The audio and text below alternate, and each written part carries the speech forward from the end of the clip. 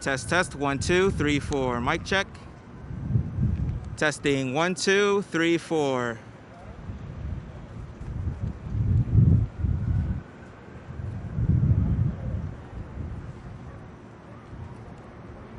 Good? All right.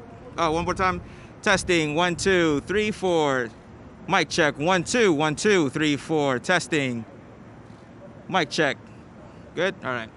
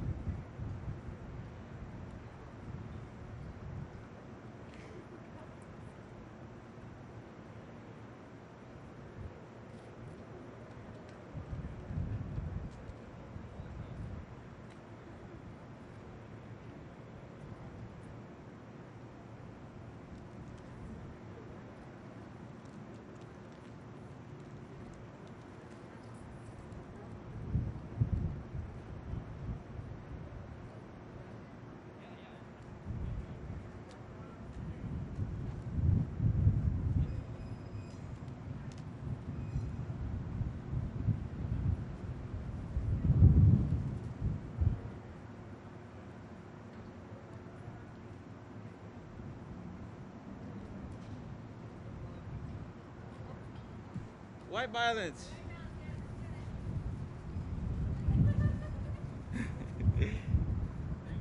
No problem.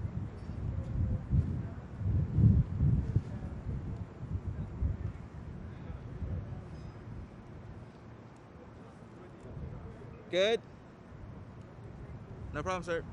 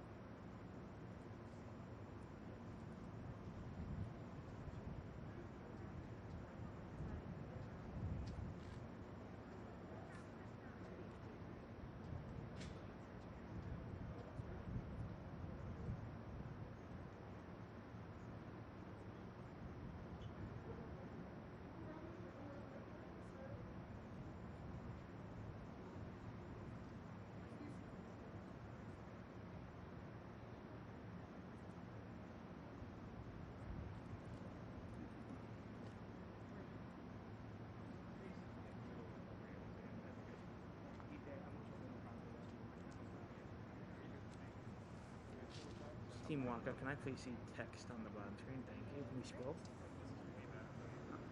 That's okay. But The black was you say that we're just going or it's good. okay.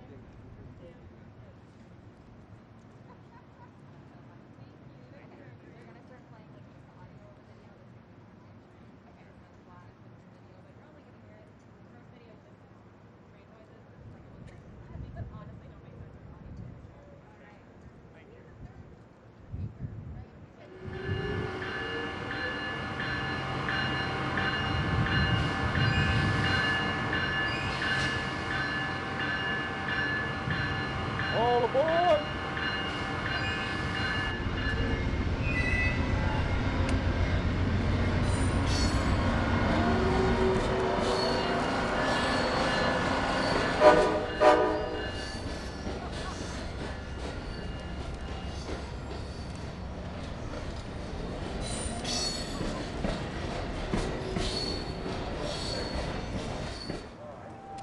There was an era when the other side of the country might as well have been the other side of the world.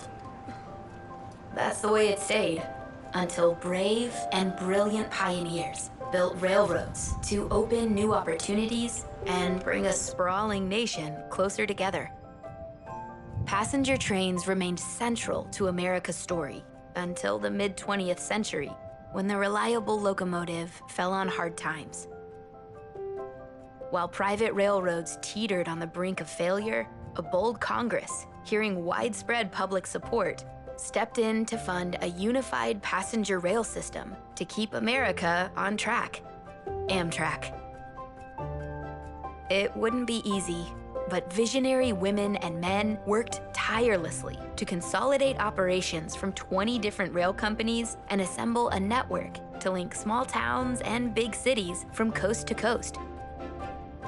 The plan worked. But they didn't stop there. They got busy renewing our fleet, investing in upgraded track, refurbishing stations, expanding service with state partners, and bringing high-speed rail to America.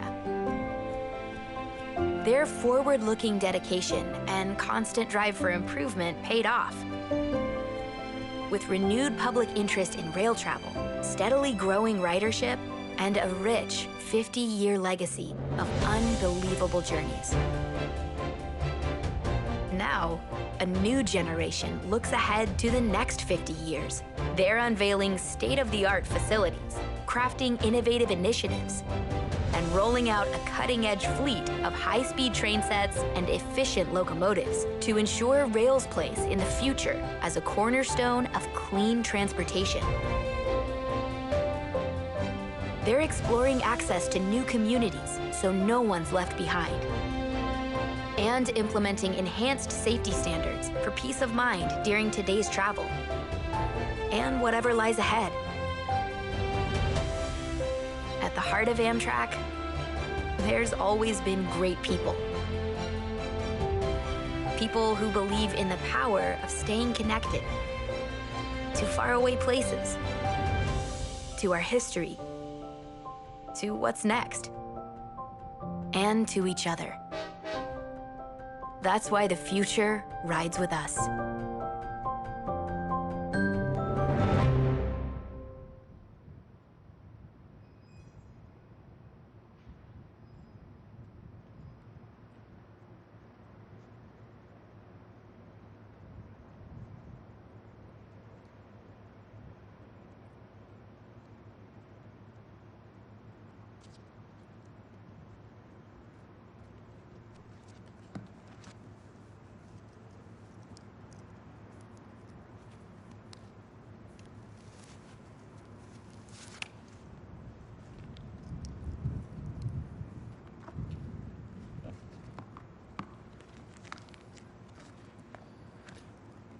Good afternoon. I'm Bill Flynn, CEO of Amtrak. And joining me here today are our Amtrak Chairman of the Board, Mr. Tony Kosha, Board Director, Mr. Bert DiClemente, and several other members of our senior management team. And we welcome you here to our 50th anniversary celebration. On May 1st, 1971, the first Amtrak train rolled out of New York City en route to Philadelphia, where we're gathered here today. And certainly at that time, no one could have imagined what would lay ahead. And today we're here representing our more than 18,000 dedicated employees. They operate a national system serving over more than 500 destinations across 46 states, the District of Columbia, and 3 Canadian provinces. And we have tens of millions of loyal Amtrak customers. And I'm honored to be joined here today by perhaps one of Amtrak's most loyal customers, the 46th President of the United States, Joe Biden. Mr. President, I thank you for being here to mark this milestone with us and for your tremendous support of Amtrak throughout your career of serving our nation. The American Jobs Plan, which includes $80 billion for rail, is just what the country needs as we build for the future. America needs a rail network that offers frequent, reliable, sustainable, and equitable train service. Amtrak has the vision and the expertise to deliver it. Now, we need Congress to provide the funding for the next 50 years. Our vision includes expanding rail service to connect to up to 160 new communities throughout the United States, and by building new and improved corridors in over 25 states. As part of this comprehensive plan, Amtrak will introduce new stations in over half of the United States, increase rail service to 47 of our top 50 metropolitan areas, and create over 500,000 new jobs, new well-paying jobs. But we're not stopping there. We're investing in our fleet. Last week, we announced the procurement of 83 intercity train sets, which will operate on the Northeast Corridor and various state-supported and long-distance routes. And we will soon debut the new high-speed Acela train sets, setting the stage for the next generation of train travel in America and on our Northeast Corridor. We're investing in our stations. In January, with our partnership with the State of New York, we opened Moynihan Train Hall, Amtrak's new home in New York City, a world-class station providing an enhanced customer experience. And we are advancing station modernization projects in other major cities, Chicago, Washington, D.C., Baltimore, and right here in Philadelphia. We're investing in our infrastructure. We are making important strides on vital infrastructure projects up and down the Northeast Corridor, projects such as our Gateway program and the rebuilding and replacement of the Baltimore and Potomac Tunnel. Planned infrastructure projects will increase track capacity, improve ride quality, and offer greater reliability. All of these projects are investments in our future, but they're also investments in our planet. Amtrak provides a more sustainable mode of travel, and demand for rail travel will continue to grow. In fact, traveling on Amtrak emits up to 83% fewer greenhouse gas emissions than by driving, and up to 73% fewer GHGs than by flying. We have a truly dedicated workforce at Amtrak that carries on the legacy of the railroaders who served before them and who take great pride in connecting America. And it's because of our employees that Amtrak serves a vital role in our country's mobility strategy. We continue to see their important contributions play out in real time as we navigate through the COVID-19 pandemic. When the world stopped, in many ways, due to the spread of the coronavirus, our employees, really indeed all transportation employees, made sure America kept moving. They were on the front lines every day, providing the essential transportation services to those who needed it. And now, more than ever, Amtrak is ready to provide the safe journey that travelers are seeking as our nation recovers from the effects of this pandemic. It's been an honor to lead Amtrak during this critical time. I come from a railroad family like so many other fellow Amtrak colleagues do. My father and uncle were both locomotive engineers. My brother David was an Amtrak conductor and local union chair with over 40 years of service.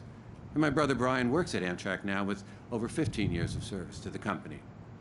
These connections deepen my pride in Amtrak and my commitment to further Amtrak's important mission to serve our country. We have much to celebrate today and more to look forward to in the future. In closing, I'd like to thank those who paved the way. We owe you a tremendous debt of gratitude. I salute the men and women who make up Amtrak workforce, our partners, political leaders on both sides of the aisle, and our many stakeholders whose tireless efforts keep our railroad running. And of course, to our customers, thank you for your continued support. Get ready, America. While Amtrak may be turning 50, we're just getting started. And now it's my pleasure to welcome to the podium Mr. Blake Weaver, who's an Amtrak conductor here in Philadelphia, who will introduce the president. Thank you. Blake?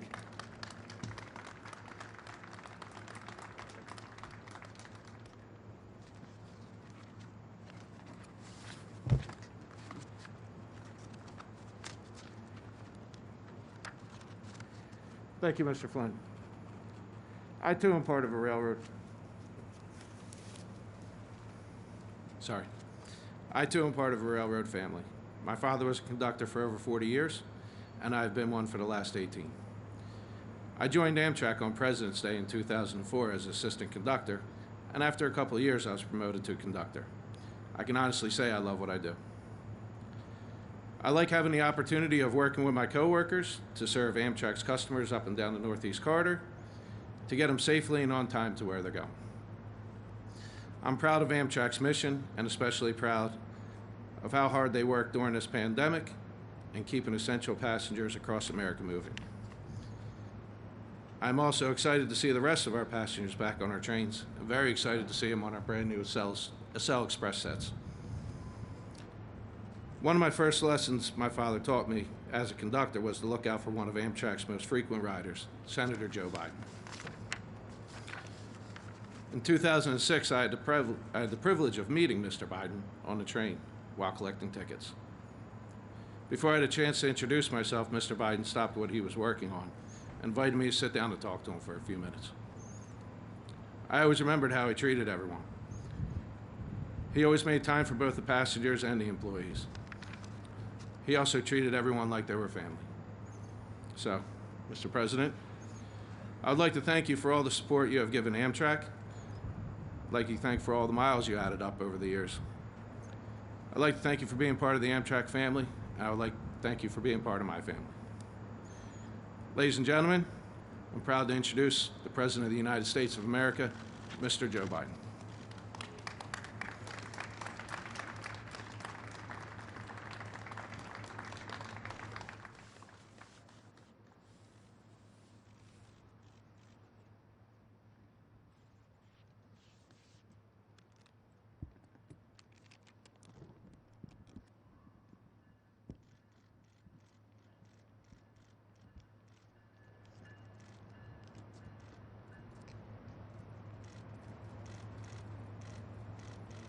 Hello, everyone. Great to be back in Philly. Great to be back to 30th Street Station. Blake, you didn't treat each other like family. We are family. Please sit down, guys. Sit down. Your dad, Greg, is here too. As far as I'm concerned, the Weavers are family. And Justin Gray, speaking of family, your father and I fought a lot of fights together, planned a lot of those fights on Amtrak, coming back to Philly. I didn't come all the way to Philly. It's a wonderful tribute to this station to bear his name. And Bill Flynn, thank you for having me.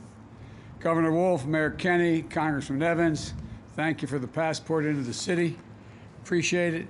And we have another, I don't know, they're all here still, but I met a lot of really important friends that were here for this occasion. I understand Senator Blumenthal is here. Right, there you go. One of the great senators, former Attorney General, took care of my son Bo when he was Attorney General. Thank you very much. And also Dwight Evans. Dwight's here. You can't miss Dwight. Come on, Dwight, stand up here, man. And a good friend of mine and worked like the devil to get me elected, Brendan Boyle. Brendan, that's the Irish of it, man. And Donald Payne, New Jersey.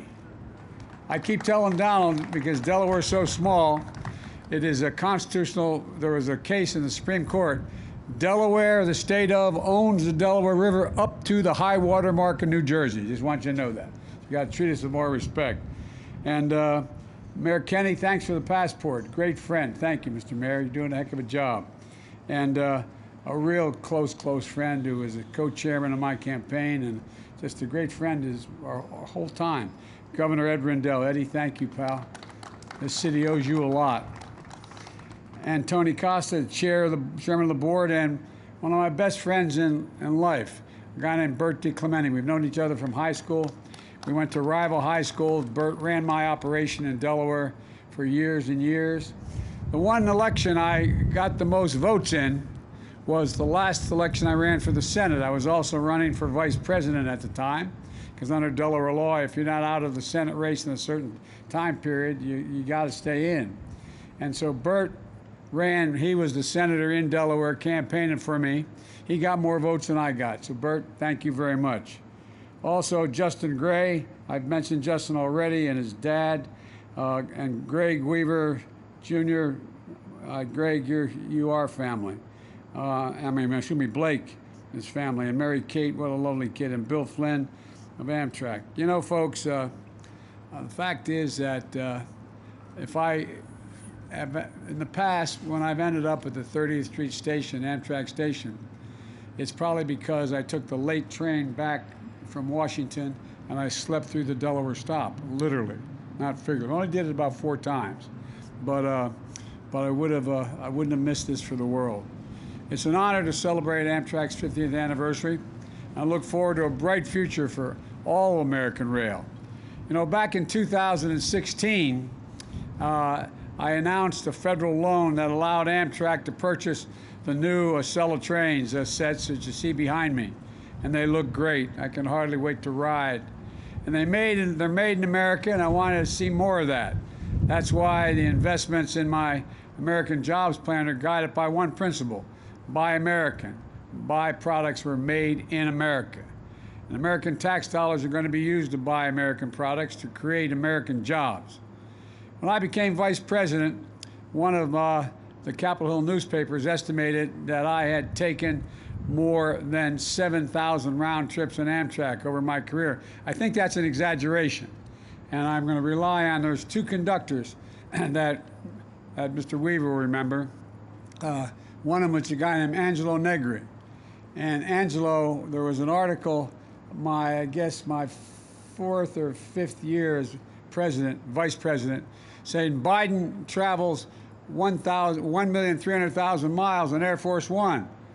And I used to, the Secret Service didn't like it, but I used to like to take the train home. My mom was sick, and I'd try to come home almost every weekend as vice president to see her. And I was getting on the train, and Angelo Negri came up to me and goes, "Joey, baby!" And he grabbed my cheek, started to squeeze it like he always did. And I thought he was going to get shot. I'm serious. And I said, no, he's a friend. He said, "Joey, what's the big deal? 1,200,000, 300,000 miles on Air Force Two. You know how many miles you travel on Amtrak?" I said, "No, Ange, I don't know." And he gave me the calculation, and he said, "You travel 1,515,000 miles on Amtrak." So the fact is, I probably take Ange's word before I took the word of what the article said. But the point is, in the process, as Conductor Weaver will tell you, Amtrak became my family. I literally every single day that I was in the United States Senate got either the 728, it became the 732, and got home on, if I got lucky, I got the Metro that left, the last one left at 6, or I got the 730 coming home. And you get to know everybody. You get to know the folks. And I used to have a Christmas party for Amtrak employees at my home. And that got so big, we ended up having a summer party because family and retirees kept coming back. I want to tell you, these guys and women, they worked like the devil. They really, really, really do. And Amtrak wasn't just a way of getting home. It provided me, and I'm not joking, an entire other family. A community dedicated that was a professional, and that we've shared milestones in my life. And I've been allowed to share milestones in theirs. I've been to an awful lot of weddings and christenings and unfortunately some burials as well. We're family. You know, I remember one night my daughter was only 6 years old and it was my birthday. And we were voting, and I went to Bob Dole and I said, Bob, when's the next vote going to take place? He said, Joe, why? I said, well, my daughter is really upset I'm not going to be able to be home for the birthday cake she made for me.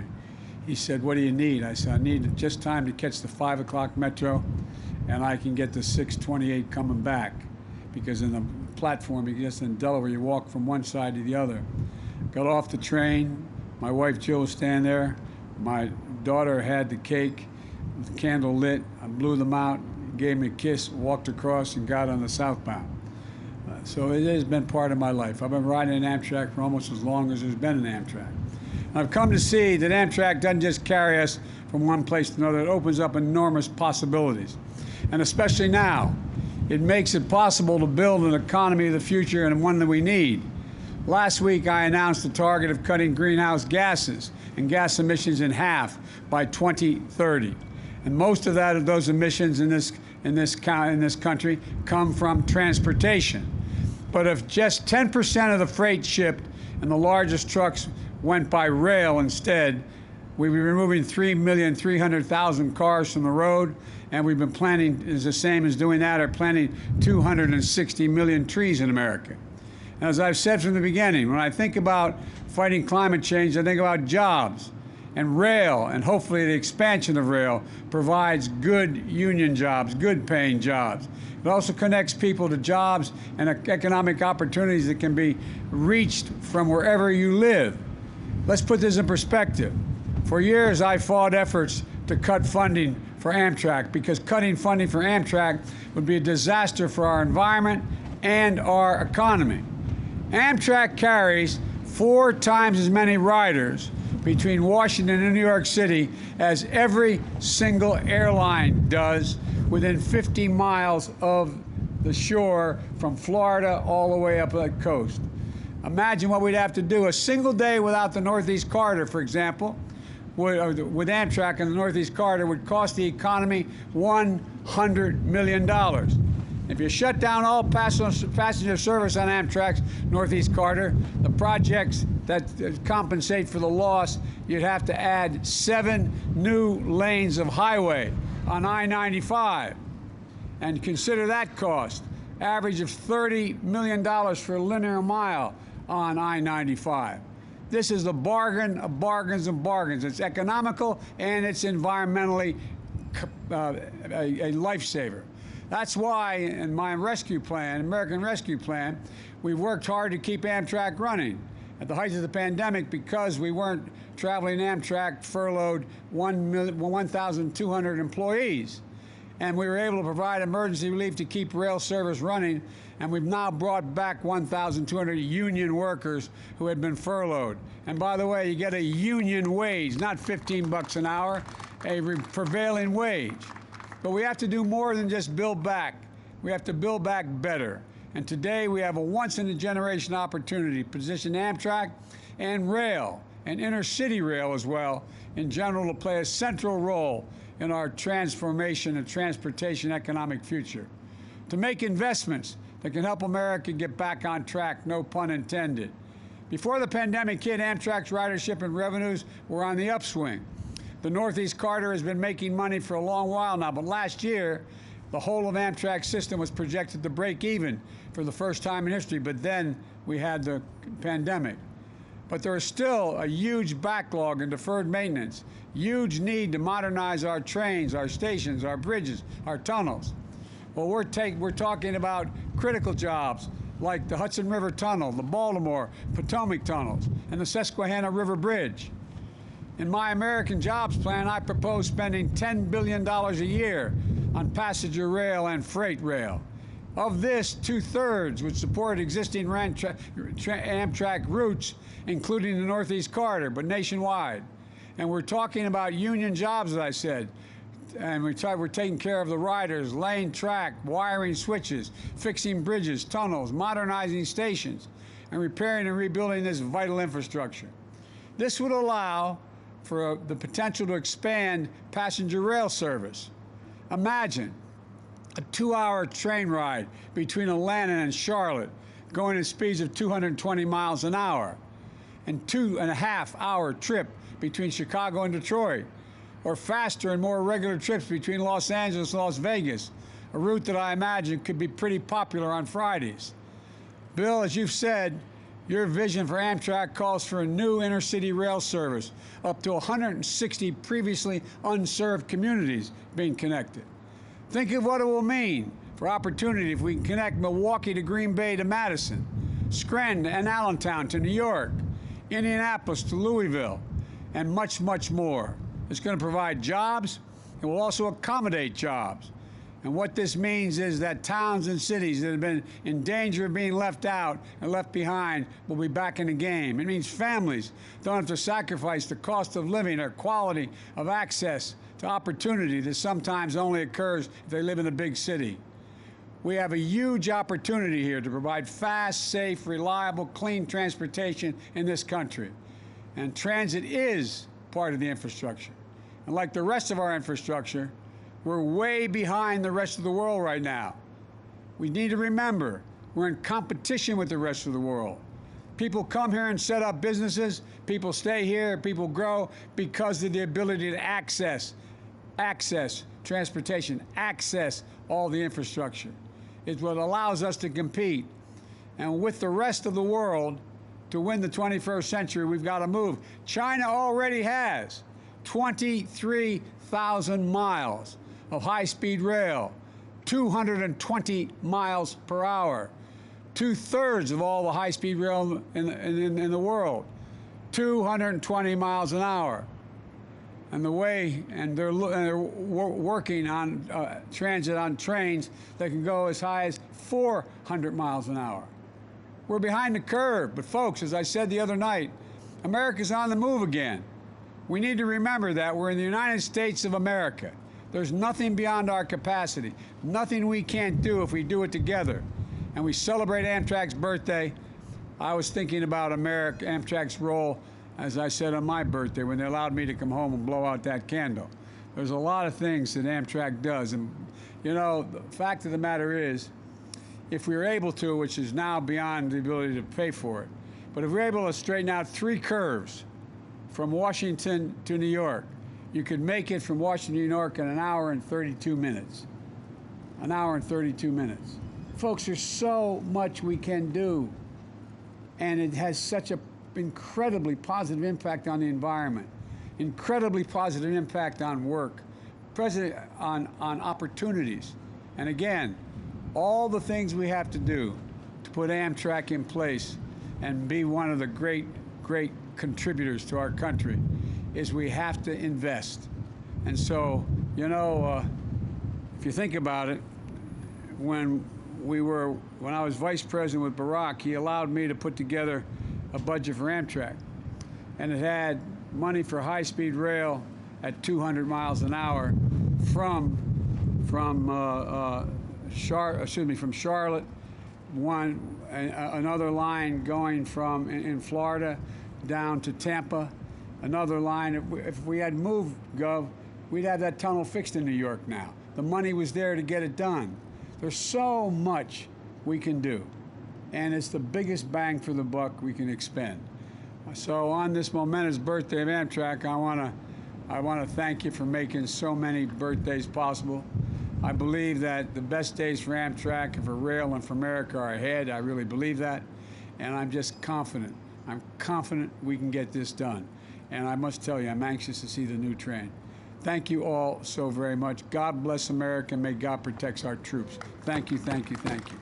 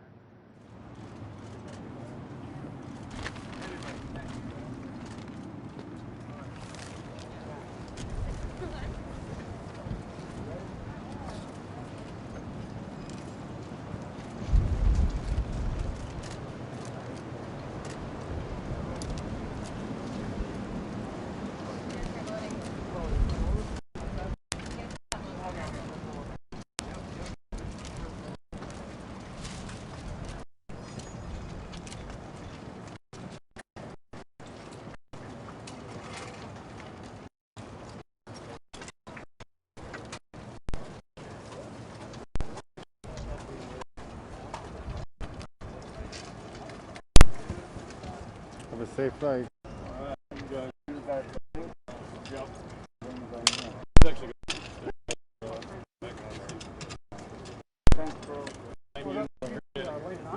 You unplug me there for me? Yeah. I think it's this one, right? I'm trying to yank on it. I think it's under that. There we go. Middle guy. Perfect. Take care. Hey, man. Take care. Take care, buddy. Have a safe trip. Thank you. So we have to wait till he takes off. Good job, buddy. Hello?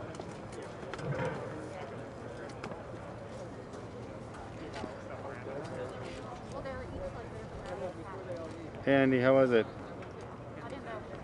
It was wonderful, Jonathan. Okay.